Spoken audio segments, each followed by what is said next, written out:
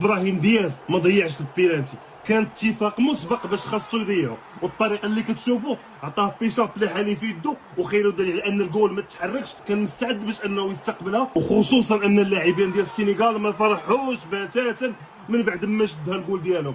الا كانت شي مؤامره فالمغرب هو اللي تعرض لاكبر مؤامره، وحنا كنشوفوا اليوم على ان العرب كاملين والافارقه مالكم اخويا مع المغرب. واش المغرب شوكه في الحلق ديالكم؟ وهذا النهائي اللي تلعب اليوم ما كانش ضد السنغال، بل كان ضد العرب كاملين دون استثناء، وضد القاره الافريقيه بصفه عامه. ورجوع لاعبين السنغال من مستودع الملابس كان مشروط بضياع ركله الجزاء من ابراهيم دياز، فاليوم كنشوفوا ان ابراهيم دياز هو اللي كان ضحيه ماشي العكس، وحتى شي واحد ما يلومو. وهاد الكولسه اللي كتكلموا عليها فاحنا اللي تضررنا منها ماشي حنا اللي استفدنا منها، وباش ما نخسروش هاد التنظيمات اضطرينا اننا نضحيو بنفوسنا باش نحافظوا على ماء الوجه ديالنا، حيت لو انه كون ربح المنتخب ديال المغرب كنا غادي نشوفوا شي حوايج اللي لا يحمد عقباها، خصوصا في ملعب مولاي عبد الله ولا عند الجاليه السنغاليه اللي مقيمه في المغرب. وديما مغرب ولا عزاء للحاقدين.